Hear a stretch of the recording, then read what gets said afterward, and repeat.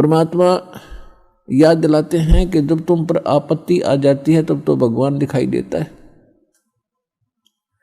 और जब तक तुम्हारे पूर्व जन्म के संस्कार ठीक होते हैं, आपके पुण्य चलते हैं और आप अपने आप को सुखी महसूस करते हैं। वैसे तो यहाँ सुख है नहीं, हम झूठे सुख कोई सुख मान बैठे। कबीर साहब कहते हैं झूठे सुख को सुख है ये मान रहा मनमोद, जो सकल चबीना काल का कुछ मुख में कुछ बोध। फिर भी जब तक हम सुखी महसूस करते हैं तो भगवान से कोसों दूर रहते हैं। और भगवान की पूजा कैसी करते हैं, महीने 2 महीने 6 महीने में कभी इष्ट धाम पर मत्था टेक आए, शुक्रवार मंगलवार को प्रसाद बांट दिया, किसी दिन व्रत रख लिया। और अधिक लोग वर्तमान में तो नास्तिक ही हो चुके हैं, क्योंकि समय पर टूक मिल रहा है, अच्छी व्यवस्था होगी है, शिक्षा होगी है, अच्छी पोस्ट होगी है, खूब परमात्मा ने बुद्धि दे दी, अपने बच्चों को इन्होंने ट्यूबवेल लगा लिए हैं, नहरें अच्छी बना ली हैं, बढ़िया आहार समय पर मिलने लगा। अब भगवान से कोसों दूर हो गए और भूल गए उन दुखों को। परमात्मा कहते हैं इसे सुख के आग लगे जो भगवान ते दूर करे। परमात्मा कहते हैं सुख के माथे पत्थर पड़ो जो नाम हृदय ते जावे, और बलिहारी व दुख के जो पल पल नाम रटावे। पुराने समय में हमारे पूर्वज बताया करते थे बुजुर्ग कि वर्षा ना होती थी, भगवान को याद किया करते थे, कोई भी दुख आता था भगवान को बैठकर याद करते थे, हमारी आपदाएं टला करती थी।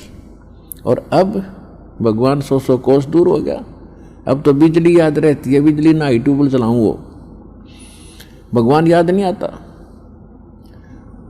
तो परमात्मा कहते ऐसा सुख बाढ़ में पड़ो जिस तो भगवान की भूल पड़े। तो सत्संग में आने से फिर हमें याद होता है कि भगवान की कितनी आवश्यकता है। तो सत्संग में आने से फिर सुखी भी भगवान की भक्ति करेंगे। यदि दुखी व्यक्ति भक्ति करते हैं तो सुख देता है परमात्मा, उसका गुण है। और यदि सुखमय ही भक्ति करते रहें तो दुख ना हो। और मूल काम मनुष्य जीवन का भक्ति ही करना था, वो हम भूल चुके थे। तो इसका ज्ञान संत और परमात्मा ही दिलाते हैं, सतगुरु दिलाते हैं। सतगुरु का बहुत अभाव हो गया और सत्संग सुन सुन कर इंसान बहरे हो गए। ये नकली संतों के अटपट खटिन, उनको बात का पता नहीं, कोई कख इनको पास नहीं। श्रद्धालु उनके ऊपर ड्योट होकर के समर्पित होकर के अपना जीवन नाश कर गए।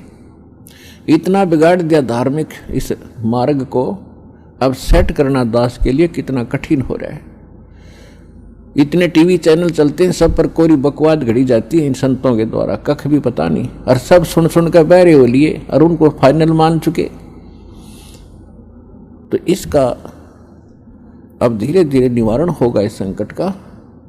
और सभी शिक्षित है, देख रहा दास के इतना विपरीत मार्ग है समाज के और पूर्व ज्ञान के, और उसके बाद भी कितनी सफलता मिली है, क्योंकि इसमें सत्यता घनी है और सत्य को कोई मिटा नहीं सकता। वो अपना स्थान बनाया करती है लेकिन उसकी स्पीड स्लो होती है।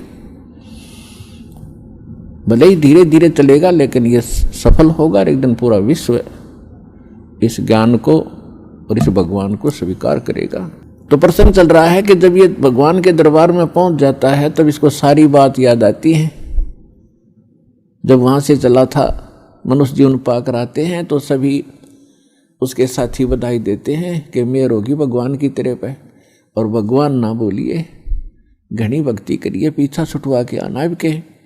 तो वहाँ से हम भी बहुत खुश होते हैं कि परमात्मा अब को और काम मैं नहीं करूँ, आपको याद करूँगा, और आप जो मस्तिष्क में लिखा वो तो आप देते ही देते हो। ये तो विधान है भगवान का। और पेट गुजारे के लिए आवश्यक काम करूँगा, बाकी समय में आपको याद करूँगा। तो यहाँ आने के बाद इसको इतनी भूल गिर देता है ये काल कि ये पिछला सब भूल जाता है और नए सिरे से इसकी पढ़ाई शुरू होती है। ये तेरा चाचा या तेरी चाची, ये तेरा मामा, ये तेरा बुआ, तेरी बुआ, और इस तरह से फिर इसको पढ़ा करके ये सांसारिक ये मंत्र, माया कैसे इकट्ठी करनी चाहिए, बड़ी कोठी बना ले बड़ी इज्जत हो जाएगी, तो ये नए मंत्र सिखाए जाते हैं इसको। और जब ये सत्संग में आता है तो इसको पता चलता है कि एक काम और आवश्यक था इस मानव शरीर का, जो शुरू भी नहीं किया। तो वहां से परमात्मा के दरबार में जब ये जाता है, इसको सारी बात याद आती है और फिर ये हाथ जोड़ता है धर्मराज के सामने कि हे महाराज, एक मनुष्य जीवन और दे दो, अब के कति नहीं बोलूंगा। धर्मराज फिर उसकी पिछली हिस्ट्री चालू कर देता है। असंख्य जन्म हो गए, हमने मानव शरीर प्राप्त किया, इनमें बकवादों में खोया, और वहां जाके फिर इनमें रोया। तो वो उसकी थोड़ी सी क्लिप दिखा देता है कि ले, तू तो झूठा बहुत है, और पहले भी ऐसे प्रॉमिस तूने किए थे, एक पूरा नहीं किया। उसकी पिछली फिल्म चला देता, देख इस जन्म में मनुष्य जीवन मिला, क्या कह रहा है तू, और क्या कर रहा है जाके नीचे, और आके फिर क्या कह रहा है, एक जन्म और दे दो, फिर दूसरा, फिर तीसरा। 1 मिनट के अंदर उसको हजारों मनुष्य जन्म दिखा देता है कि गधे तू ऐसी बकवास करता है, यहाँ के तेरी समझ में आ जाती है, वहां तू सुनता नहीं, भाग यहां से। उसको गधे की योनि में ठोक दिया जाता है। तो पुण्यात्माओं, ये गॉड गिवन स्पिरिचुअल नॉलेज है। अब वो शंका भी समाप्त होगी है, कोई यूं का किसने देखा है, भगवान ने बताया करके ये। और इसमें भी कोई यूं कहे कि किसने देखा देखी जाएगी, तो वो तो नालायक आदमी, पत्थर है, इंसान नहीं, वो शैतान है। कहते हैं जब मां के गर्भ में तू रो रहा था, परमात्मा ने तेरी पुकार सुनी और ठीक ठाक तेरा शरीर बाहर कर दिया, और बाहर आके अब तू भूल गया। कहते उस समर्थ की रीज भुलाई, अब कुल कुटुंब से राता, गर्भ के अंदर बचन भरे थे, कहाँ गई वो बाता। परमात्मा कितने प्यार से समझाना चाहते हैं, भूल गए उन दिनों को। उस समर्थ की रीझ छुपाई, उस परमात्मा ने तेरे ऊपर रहम किया, खुश हुए और तेरे को मनुष्य जीवन देकर माँ के गर्भ से संकट से बाहर निकाला। नहीं तो बहुत से बच्चे गर्भ में मर जाते, माँ भी मर जाती साथ में। उसकी मेहर से ही तुम ठीक ठाक यहाँ बाहर जन्म लेते हो।